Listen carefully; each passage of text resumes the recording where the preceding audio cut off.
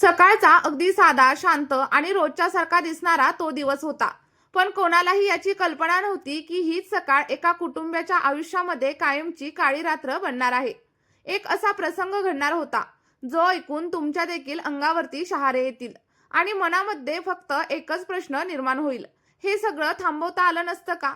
मित्रांनो, ही फक्त एक साधी गोष्ट नाही, तर सोशल मीडियाच्या आहारी गेलेल्या एका नात्याची, एका चुकीच्या निर्णयाची आणि एका सुखी संसाराच्या रक्तरंजित अंताची थरारक अशी सत्यकथा आहे. त्यामुळे आपला हा व्हिडिओ तुम्ही शेवटपर्यंत नक्की बघा. सकाळचे 9 वाजलेले होते. उन्हाळ्याचे दिवस सुरू झाले होते आणि गावामधील महिला कुरड्या आणि पापड्या घालण्याच्या कामामध्ये गुंतल्या होत्या. हा गावामधील एक आनंदाचा प्रसंग असतो, जिथे सगळ्या महिला अगदी एकत्र येतात, गप्पा मारतात आणि एकमेकींना मदत करतात. त्याच गावामध्ये राहणारी अनिता, एक साधी आणि आपल्या कुटुंबावरती प्रेम करणारी महिला. तिने देखील शेजारच्या महिलांना आपल्या घरी बोलावलं होतं. काही वेळामध्ये सगळ्या महिला तिच्या घरी जमा देखील झाल्या आणि 2 खाटांवरती पापड्यांचा कार्यक्रम सुरू झाला. हशा, गप्पा आणि आनंदाने वातावरण भरलेलं होतं. जवळपास पाऊण तास हा सगळा कार्यक्रम चालला आणि त्यानंतर सगळ्या महिला आपापल्या घरी देखील निघून गेल्या. सगळं काही अगदी नॉर्मल आणि शांतपणे चाललेलं होतं. पण ही शांतता वादळापूर्वीची शांतता होती. सकाळचे साधारणतः 11:30 वाजलेले होते. 4थी मध्ये शिकणारी छोटी तनुजा शाळेमधून घरी परतत होती आणि शनिवार असल्यामुळे तिला लवकरच सुट्टी मिळाली होती. चेहऱ्यावरती हसू आणि मनामध्ये एक वेगळाच आनंद घेऊन ती घरी पोहोचली.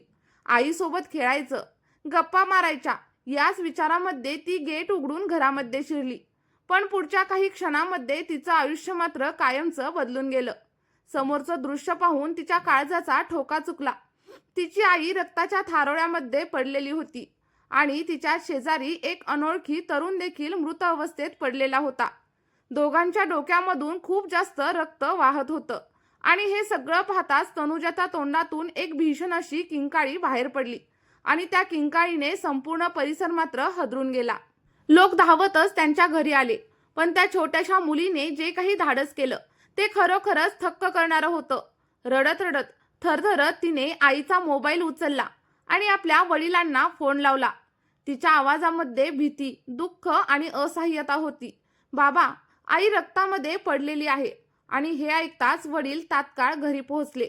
पण त्यांनाही समजत नव्हतं की तो अनोळखी तरुण नक्की कोण आहे आणि हे सगळं काही का झालं. पोलिसांना माहिती देण्यात आली आणि त्यानंतर पोलीस घटनास्थळी पोहोचले. पाहणी करून त्यांनी दोन्ही मृतदेह पोस्टमॉर्टमसाठी पाठवण्यात आले आणि त्यानंतर सगळ्या काही घटनेचा तपास हळूहळू सुरू झाला. या तपासामधून समोर आलेली सत्यकथा खूप जास्त धक्कादायक होती. कारण ही फक्त खुनाची घटना नव्हती, तर सोशल मीडियामुळे एका नात्याने घेतलेलं भयंकर असं वळण होतं. मित्रांनो, या कथेची सुरुवात काही वर्षांपूर्वी झालेली होती. जळगाव जिल्ह्यामधील चोपडा तालुक्यातील निमगाव इथे राहणारे जगदीश पाटील हे अतिशय कष्टाळू आणि कुटुंबप्रेमी व्यक्ती होते. त्यांचं लग्न अनितासोबत झालेलं होतं आणि त्यांचा संसार सुखामध्ये चालू होता. त्यांना 2 मुलं होती, हर्षद आणि तनुजा. मुलांच्या शिक्षणासाठी त्यांनी अकुलखेडा इथे स्थलांतर केलं आणि तिथेच नवीन घर बांधून त्यांनी राहायला देखील सुरुवात केली. जगदीश सकाळी उठून कामावरती जात असायचा आणि मुलं देखील शाळेत जात असत. घरामध्ये अनिता मात्र एकटीच असायची. सुरुवातीला सगळं काही अगदी ठीक चाललं होतं, पण एक दिवस जगदीशने अनिताला एक स्मार्टफोन आणून दिला आणि इथूनच या कथेचा टर्निंग पॉइंटला सुरुवात झाली. सुरुवातीला अनिताला मोबाईल अजिबातच वापरता येत नव्हता, पण हळूहळू तिने सोशल मीडिया वापरायला आता सुरुवात केली. फेसबुक, व्हॉट्सॲप, इंस्टाग्राम या सगळ्यांनी तिच्या आयुष्यामध्ये आता प्रवेश केलेला होता. वेळ घालवण्यासाठी सुरू केलेली ही सवय हळूहळू तिच्या आयुष्याचा एक मोठा भाग कशी बनली हेच तिला समजलं नाही. आणि त्यानंतर एक दिवस इंस्टाग्रामवरती एक फ्रेंड रिक्वेस्ट तिला आली. देवानंद धनगर नावाचा 26 वर्षांचा एक तरुण.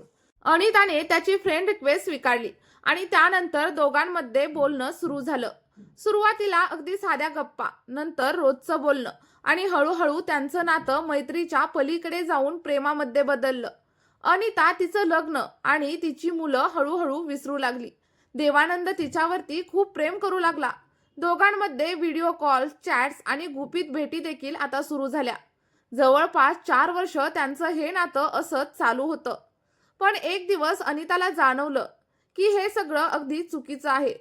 तिच्या कुटुंबासाठी हे नातं धोकादायक आहे आणि त्यानंतर तिने देवानंदला टाळायला सुरुवात केली. त्याचे फोन उचलणं देखील तिनं बंद केलं आणि शेवटी त्याला ब्लॉक केलं.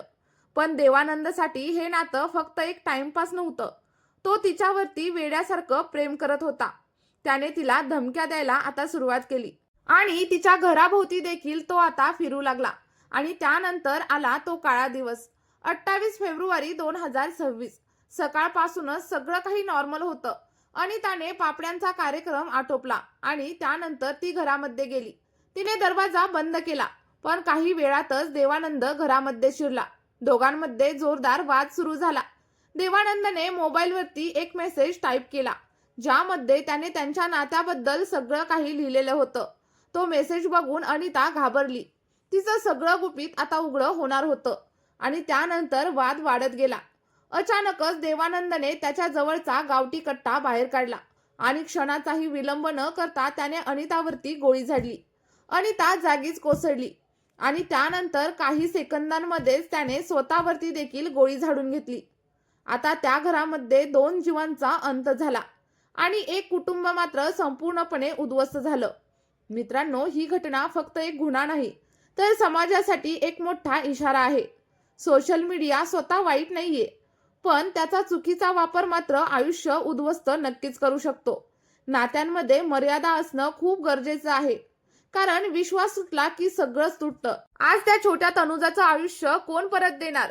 तिने जे काही पाहिलं ते ती आयुष्यभर विसरू शकणार नाही. मित्रांनो, या कथेवरती तुमचं मत नक्की काय आहे? चूक नेमकी कोणाची होती आणि अशा घटना थांबायला हव्यात असं जर तुम्हाला वाटत असेल तर आपला हा व्हिडिओ तुम्ही जास्तीत जास्त प्रमाणात शेअर करा आणि कमेंटमध्ये तुमचं मत देखील नक्की सांगा.